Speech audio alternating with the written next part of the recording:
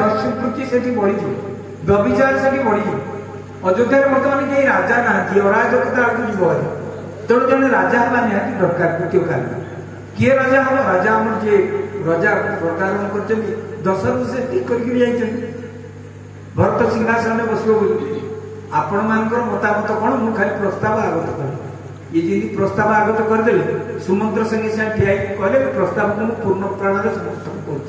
चतुरंगिणी सेनार अधिकारी माने कहले कि आम तो जी रजा आम प्रजा ता पाखे आम ड्यूटी करूँ चाकरी करूँ धर्म न आमर कौन सुविधा कले आम विराजी अच्छे समस्ते कहले भरत जय जयकार प्रजा भी देखले भरत एत कांदुंट भाई के एत भल पाती बापा को एत भल पाती अब कैकेयी निर्वाचन दंड देला भाया मन को पोटी के बाहर कर कहले भरत भल लोक तो किए ना से रजा हो समस्ते कहले भरत कौन कले रामचरित मानस भरत कौन करुँच से सभा भितर गोस्वामी कलम कले बड़े सुंदर कथा अच्छे भरत चित्र भरत कमल कर जोरी तांको दीटा हाथ को जोड़ी आखिर धार धार लुह बोची दे उचित उत्तर सबही भरत कमल कर जोरी धीर धुरंधर धीर धरी अति मात्रा धैर्य धारण कर आखिर लुह बोची हाथ जोड़ी आउ कौन कले वचनम्य जनु बोरी अमृतमय कथा कहते कौन कहले धीर धुरंधर धीर धरी वचनम्य जनु बोरी दे तो उचित उत्तर सबही समस्त को उत्तर दौरान हाथ जोड़ी गुरुदेव जीवन में आज जाए आपण आगे कथा कहवा मु कही नी आज जाए कथा गुरु आगे कथा कही भाई कौन कहते मुझे तो कहनी मुझे शोनी आज जिते आप गोटे प्रस्ताव दौरान मो तरफ किसी कहने अनुमति मिल कि वशिष्ठ पर तुम हृदगत कथा अंतर कथा कह कौन कह कह हाथ जोड़िक कहले प्रथम कथा शुण तुम कौन मोही समान को पाप नेवा श्री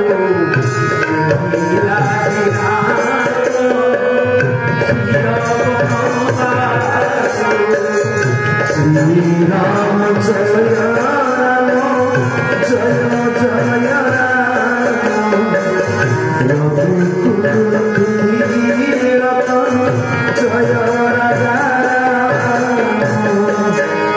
संसार मो भाया पापी किए कहीं जेही लगी राम सिंह वनवास राम लक्ष्मण सीता जंगल कहीं जाइए मुझे आसन बस बोल तो मो पे जाइए मोहिरा राजटी देई जबई रसार साचल जाई श्री राम जय राम जय जय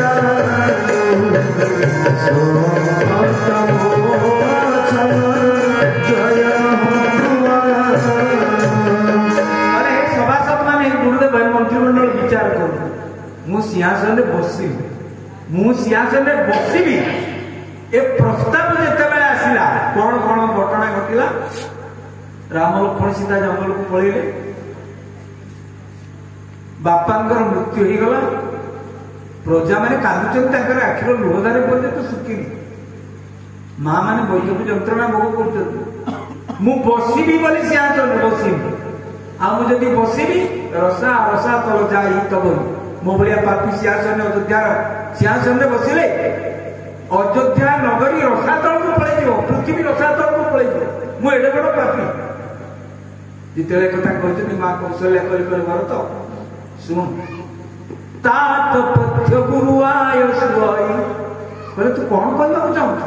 शुण तू वर्तमान रोगी मानसिक विकारग्रस्त रोगी तो मन को भारी कष्ट हो तो हृदय को भारी बाधि तुम जान जे रोगी तापे दरकार पथ्य तोर पथ्य कौन तो पे तात गुरु आय तात पथ्य गुरु आय तो पे कथौची गुरुंकर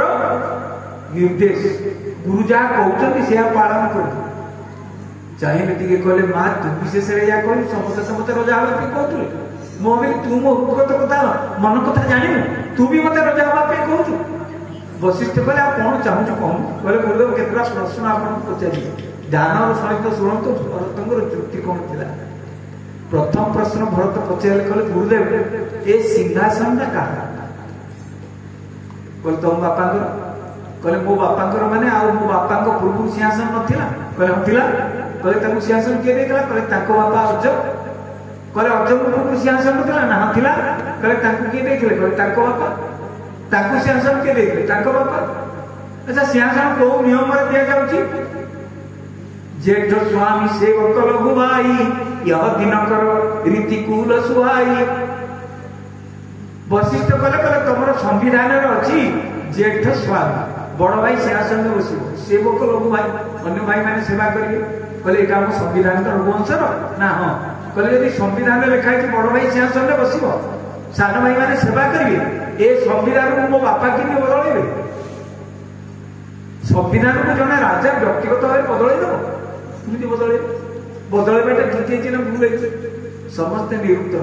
वशिष्ठ कहले ना संविधान से तो बदल पारे कहले बदल केमती आपण भाया आपको सठिक मार्गदर्शन कले नहीं कहीं द्वितीय कथा द्वितीय जुक्ति कर भरत कहले प्रजा मान सहित आपण सहित मुनि ऋषि मान सहित बापा कथबार्ता कले राम सिंहासन में बस समस्त सहित कहले हाँ समस्त आगे घोषणा कर राम सिंहासन में बस कबाट बोली जन को आगे कहले भरत सिंहासन में बस आप स्वीकार कले जन को आगे कहले आप समस्त आगे रहे गुरु को कथा अमान्य होगा सभासद कथा अमान्य होगा पात्र मंत्री अमात्य कथा अमान्य होगा जन को कहले सिंहासन में बस आप बंद कर कहते महाराज ये पारे आम समस्त स्वीकृति जो राम सिंहासन में बस वशिष्ठ कहले हाँ भूल हो तो सत कहीपारे सत कहले तृतीय कथा बोलदेव कौन बर मागी मो माँ जी शुणी मो माँ प्रथम बर मागी भरत सिंहासन में बस द्वितीय बर मागी राम 14 वर्ष जंगल को जीव वशिष्ठ कहले हाँ सीया कहले मु तो सिंहासन में बसनी प्रथम बर पूर्ण है द्वितीय बर केमती पूर्ण है आग बाहर हम ना आग छुआ जन्म आग कौन हम बाहर पिला पिले तुमको आग पिला पिले प्रथम बर पूर्ण है द्वितीयटा पूर्ण केमती कला किए से मु तो रजा के राम जंगल को पठेला सभा निश्चय समस्ते कहले अरे भरत को आम कौन बोली भावु भरत कौन कहते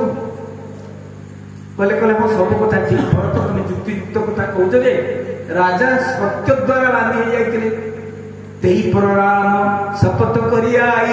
आप शुणी चतुर्थ दिन में वक्ता कही गले बर मागिले दशरथ महाराज कहीदे कहले शुण कही जा मागु ना रघुकुल रीति सदा चली श्री राम जय राम जय जय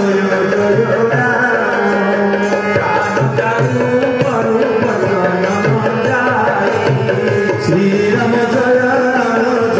जय